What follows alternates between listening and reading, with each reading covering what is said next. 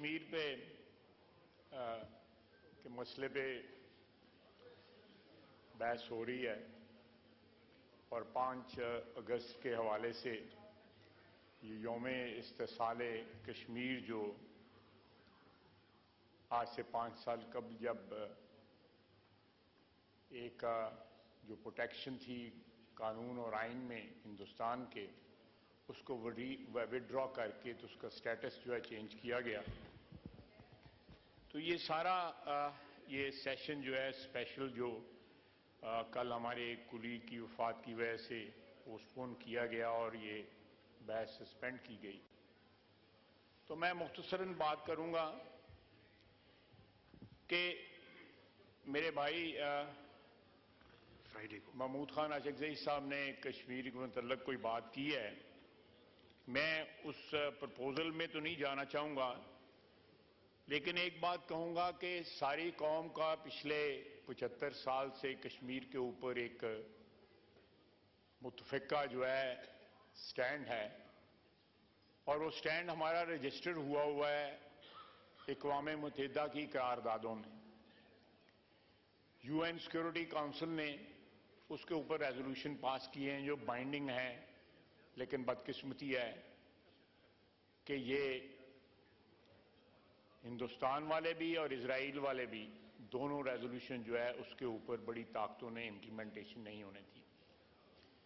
جس کی وجہ سے آج 40,000 لوگ جو ہے وہ شہید ہو چکے ہیں پچھلے 8-10 مہینوں میں غزہ میں، اور اس سے پہلے ہزاروں لوگ شہید ہوئے ہیں فلسطین کی جنگ آزادی میں جو سن 1948 نکبہ کے بعد سٹارٹ ہوئی اور کئی جنگیں اس میں لڑی گئیں۔ اسی طرح کشمیر میں بھی اس مسئلے کے اوپر بھی جنگیں لڑی گئیں، پاکستان نے 1 دفعہ نہیں 2 دفعہ نہیں 3-4 مرتبہ اس کے اوپر جنگ لڑی، تو ہماری کمٹمنٹ جو ہے اس کے اوپر وہ میرا خیال ہے خون سے لکھی گئی ہوئی ہے، تو اس کا سٹیٹس جو ہے چینج کرنا یا سجیشن دینا میں سمجھتا ہوں کہ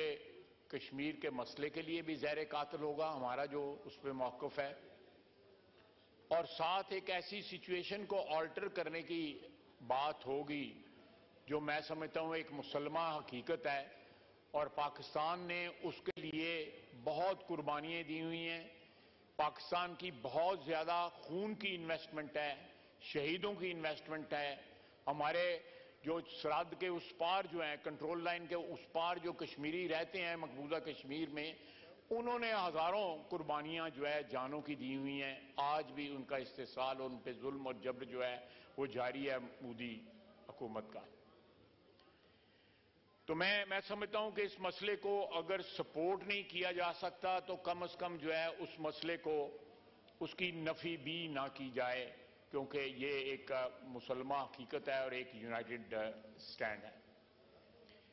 یہ تو میری گزارشات تھیں اس حوالے سے۔ دوسرا، میں جناب ڈپٹی اسپیکر محمود خان اچکزئی میرے بھائی نے ایک اور ریمارک دیا اس پارلیمنٹ کے متعلق۔ سر، ایک تاریخ اگر آپ اٹھا کے دیکھیں تو 40, 50, 55 سال جو ہے کوئی بھی یہاں پہ اسمبلی جو ہے وہ قانونی اور آئینی طریقے سے رخصت نہ ہوئی۔ 2002 کے بعد بلکہ 2008 کے بعد میں کہوں گا جب یہاں پہ الیکشن ہوئے، اس کے بعد جتنے الیکشن ہوئے مقررہ مدت یا آئینی طریقے سے ہوئے، اس کے اوپر اعتراضات جو ہیں پارٹی کے دونوں سائیڈوں کے اوپر، جو آئل کی دونوں سائیڈوں پہ پارٹیاں بیٹھتی ہیں، جو پہلے بھی بیٹھتی تھیں جو آج بھی بیٹھتی ہیں، ان کو اعتراضات ضرور ہیں، لیکن ایک روش جو تھی کہ اسمبلیوں کی انٹرونشن ہوتی تھی اور اسمبلیوں کو پیک اپ کر کے گھر بھیج دیا جاتا تھا، آئین کو ایبروگیٹ کر دیا جاتا تھا۔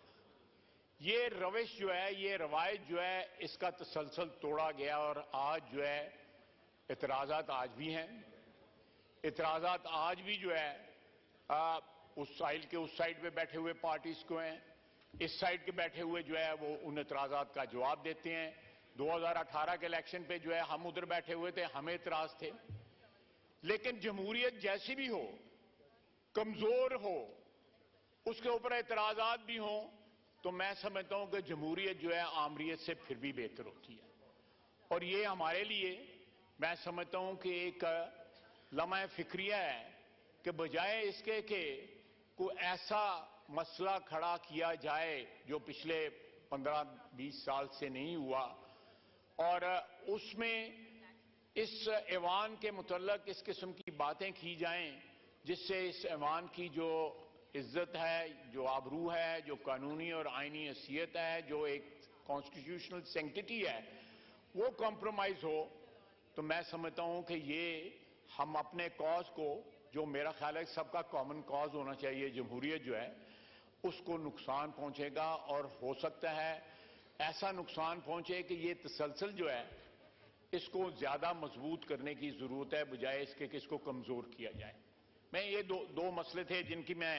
ہاؤس کی توجہ جو ہے اس طرف کرانا چاہتا تھا کہ اختلافات اپنی جگہ وہ صحیح ہوں غلط ہوں. میرا ایک اپنا موقف ہے. جو اس سائڈ پہ جو محترم ممبرز بیٹھے ہوئے ہیں، میرے بھائی محمود خان اچکزئی صاحب کا جو موقف ہے، مجھے آج سے نہیں پچھلے 25-30 سال سے 35 سال سے اس کا پتہ ہے. لیکن ایک دوسرے کے موقف کا، سیاسی موقف کا، آئینی اور قانونی موقف کا احترام جو ہے،